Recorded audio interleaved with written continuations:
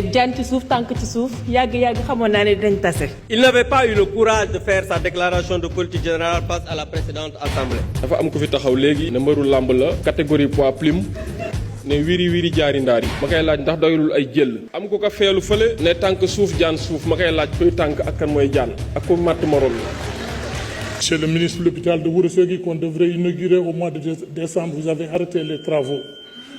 Merci beaucoup. Quand on parle pour une région et qu'on Merci donne beaucoup. 2 minutes, je trouve que c'est pas. Merci beaucoup. gis nañ fi sànq suñu benn collègue bu taxaw di kaas ci ñaari minutes ñu ko jox mu mel ni président assemblée nationale moom moo joxe temps yi. je pense que loolu ça ne s'est pas passé comme ça parce que chaque groupe parlementaire dañ ko répartir son temps de parole donc dans le groupe parlementaire de Takku Wallu su fekkee député yëpp dañu bëgg a wax effectivement ñaari minutes ngay mën a am. je pense que c'est malhonnête de faire croire à la population que ni c'est le président qui vous a donné ce temps de parole. Monsieur le Premier ministre maa ngi lay féliciter ci exposé bi nga def mais également sur ton brillant parcours politique. Sénégalais yëpp war nañ nangul ne am na lu la yàlla may ñu nangul la ko. Article 40 du règlement intérieur li ma bëgg a xam mooy que ni les chefs d'état-major des absentéistes muy Amadou Ba ak Cheikh Oumar Anne war nañ wax ci si ni ñu nekkee. mooy sa doomu ndey Barthélémy Toye Dias li nga bañoon ne ñu jël mairie bi ci moom en 2022 maa ngi lay yëgal ne ñoo ngi koy jël xaw ma ndax yëg nga ko ou pas donc maa ngi lay yëgal ndax yëgoo woon déguerpissement yi maa ngi lay yëgal aussi.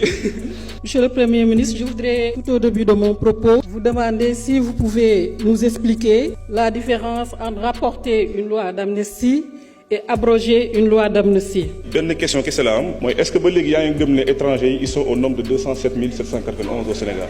Monsieur le Premier ministre ma bëgg a xam ñun jigéen ñi luñ la def. En date du 9 avril 2024 où il est indiqué que la jeunesse, l'éducation, la formation, l'entrepreneuriat et l'emploi des jeunes et des femmes figurent en tête des priorités de l'action gouvernementale. Donc kooku doon wax ne dañoo fàtte famille maa ngi koy delloo ci conseil du ministre du 9 avril 2024. Et les Sénégalais n'en peuvent plus de visionner vos voix quotidiens qui leur prouvent que vous êtes un homme qui ne nous a pas dit la vérité par rapport à la situation du pays et des finances publiques. li chanteur bi doon wax picc ndoo bi Njaay ramato bi da ciy naawandoo rek waaye xam nga ne majorité écrasante bi ramato suppléant boobu da ciy naawandoo rek. xam nga nit moom bu dëngee ba mel ni garabu yoo wala mu raw garabu yoo da nga koy jox ñaari songomul ñetti jóg joomaay silim bàyyi ko mu dem yoonam.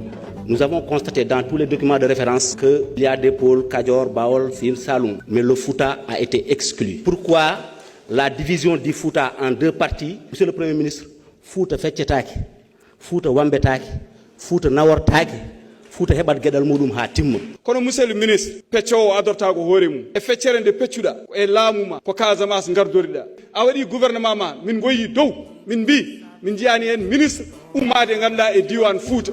Allah jaarama jaarama je vous remercie. Présidence de la République 45 milliards la ñu consommé maanaam 15 milliards par mois le président Bassirou Diomaye Faye genn wàllu milliard 500 millions lay dépensé par jour ci trimestre bi mujj. Monsieur le président Abdou Mbow, je pense que vous avez mal lu le rapport d'exécution des dépenses de la présidence. Des montants cumulatifs sur 9 mois, vous les ramenez à un trimestre. De là, vous faites l'erreur fatale de convertir 15 milliards divisé par jour et ça vous donne 500 millions. Je vous rappelle que c'est sur 9 mois. Sénégalais nag foog naa ni dañ naan jommi amul heure. Dans la mare de la honte, seules les toutes petites souris arrivent à survivre. Sëñ Mbaye Jaxate doon wax na naan ku noot gaynde ak mëfër dàq ñay mu dem du soowoo ki bëy li ñu dal ci yow moo leen dal ci ñoom rek mooy dañ laa fan rek. te jotaay bi doon nañ ko reefee pour am ko yow. Monsieur le Premier ministre rupture am na Sénégal parce que c'est la première fois ma gis déclaration politique générale ka koy def sol garam mbubb maa ngi la ciy gërëm bu baax. c'est la première fois itam ma gis ñuy def déclaration politique générale ñu ne nañ ko dagg dem julli ji loolu tamit ñu ngi la ciy gërëm. di la sant tamit ci jël gi nga jël Cheikh Ahmadou Bamba Khadim Rasoul màggal ko bañ koy jàngalee ci école yi loolu tamit ñoo ngi la ciy gërëm. discours am bi mu ko waxee ba léegi opposant bu ma xool yaa ngi nelaw fi nga toog. parce que nag seen yalwaan daa këpp. 15 ans impôts et domaines 15 francs sàccoo ko ñooñu mënuñu la bëgg. Mais je voudrais vous dire que le discours de politique générale que nous avons entendu ici est une déclamation de votre projet. Ce projet, nous le connaissons. Le projet Sénégal 2050, nous le connaissons. L'agenda national de développement qui est ici, nous l'avons lu et nous l'avons attentivement lu.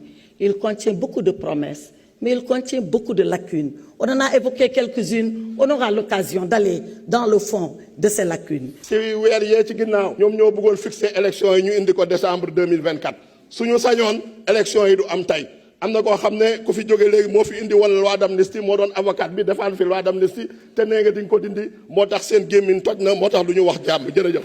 jërëjëf honorable député. C'est un constat.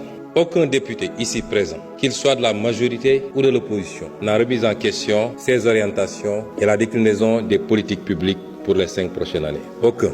Puisqu'on parle de rapport à la vérité, qu'est-ce qu'il y a de plus malsain en termes de rapport à la vérité que de mentir à tout son peuple, de mentir aux partenaires internationaux, en leur cachant les véritables chiffres pour pouvoir continuer à endetter le Sénégal et ce qui nous met aujourd'hui dans la situation fâcheuse dans laquelle on se trouve. Il y a des gens qui devraient avoir honte de parler. Les responsables de cette situation, ils sont là, dans cette salle. Vous les sentez perdus. Vous savez, quand on n'a pas grand-chose à dire, il faut dire gongo, c'est bon. Ça fait partie de la grandeur. Comme savent le faire mes amis les avocats, simplement, monsieur le ministre, je n'ai rien à vous dire, tout est bon. Je n'ai peur d'aucun député. J'ai été député ici à l'Assemblée nationale, où vous étiez 127 et j'étais seul. Je vous avais assuré que vous ne censurerez jamais et que vous serez censuré. yaay mel na ñu liw de te di ngeen yàgg liw nag waaye fu ngeen mujje du kat appui de waaye biir bi ngeen moo lay fas ci suuf. Il faut apprendre de vos erreurs et revenir à la raison. suñu gaz gii ñu am BP ne leen seet leen ñaata ngeen ci soxla ngeen wax ma ñu ne non ñun soxlawuñ ci dara duñ ko weddi ñun soxlawuñ ci dara dañuy xaar yaakaar teranga yaakaar ñoom seen lépp yaakaar la nañu bàyyi di politiquer région ak waaso fii ñun ñëpp fu tànke lañu nañu bàyyi wax yooyu amul njëriñ yooyu c'est des détails affaire pôle yi c'est de la désinformation il faut arrêter ça vous ne rendez pas service au Fouta le Fouta est partie intégrante du Sénégal Sénégal benn la Wolof séeréer Joola keneen ak kenn ñun ñëpp benn lañu. La question des femmes lu musuta am on a alloué 20% des intrants aux femmes agriculteurs. Madame le ministre créé na temps yële benn structure boo xam ne uniquement c'est pour l'encadrement des femmes et leur leadership. Madame Diack, honorable député, les femmes du Sénégal sont très conscientes. Vous avez été à 2 élections. Si les femmes avaient voté pour vous, vous serez présidente de la République.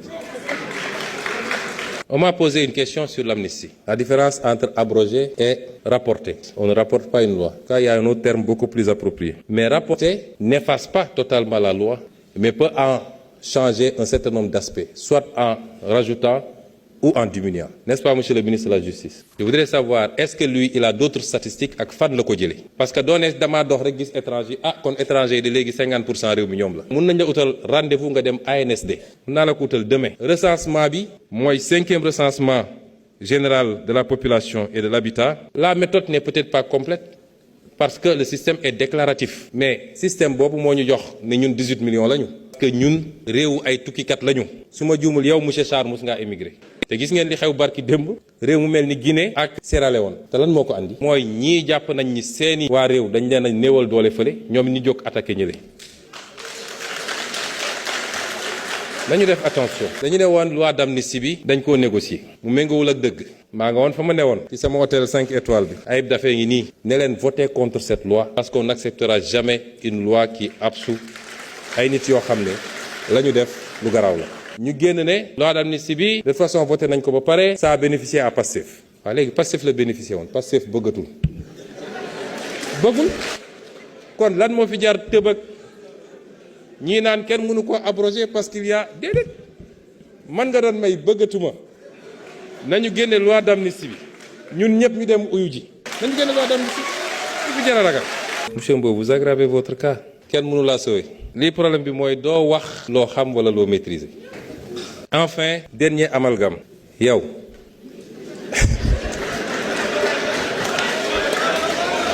ñun nag dañoo gëm ancienne législature bii ci lañ lay wan ne c'est la première vraie législature de l'histoire de notre pays maa ngi leen di sant di leen gërëm bu baax a baax ñu ngi leen di encourager tout ak les membres du gouvernement bu leen fàtte nag les personnes handicapées profil boo bëgg boo demee ci milieu handicapé yi dañ ko fekk